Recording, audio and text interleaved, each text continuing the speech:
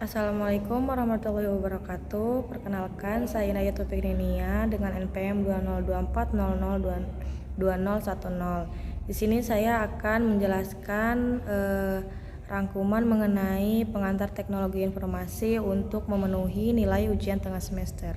Langsung saja.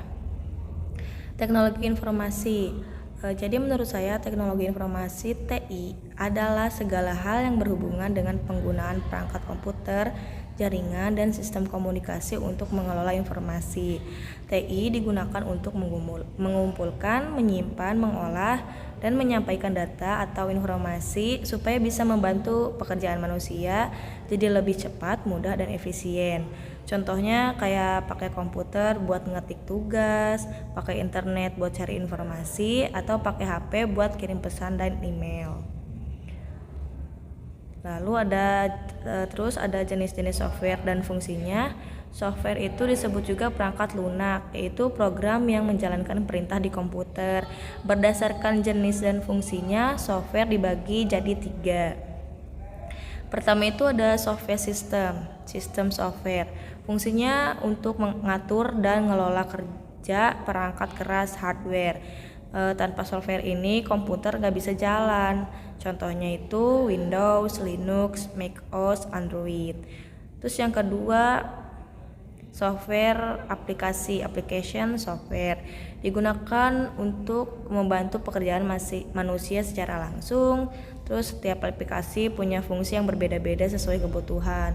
Contohnya ada Microsoft Word buat ngetik dan ngedit dokumen, terus ada Excel buat ngolah angka dan data, ada Photoshop buat ngedit gambar, sama ada Chrome buat browsing internet.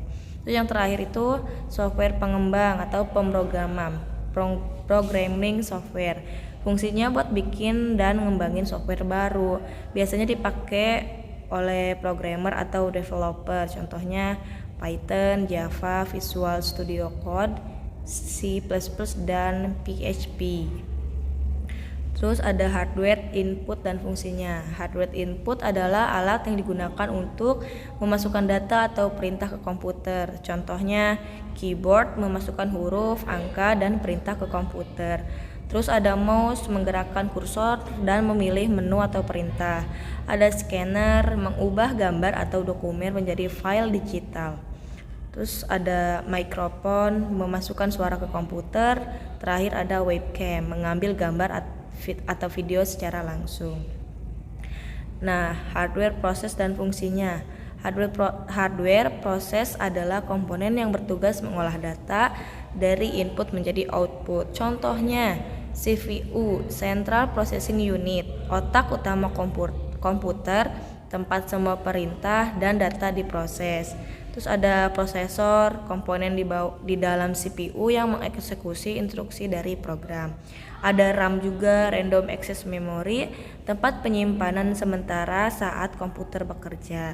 Terus ada motherboard juga, papan utama yang menghubungkan semua komponen komputer. Yang terakhir itu chipset, mengatur komunikasi antara CPU, RAM, dan perangkat lain. Hanya itu yang bisa saya sampaikan, kurang dan lebihnya mohon maaf. Wabillahi taufiq wal hidayah. Wassalamualaikum warahmatullahi wabarakatuh.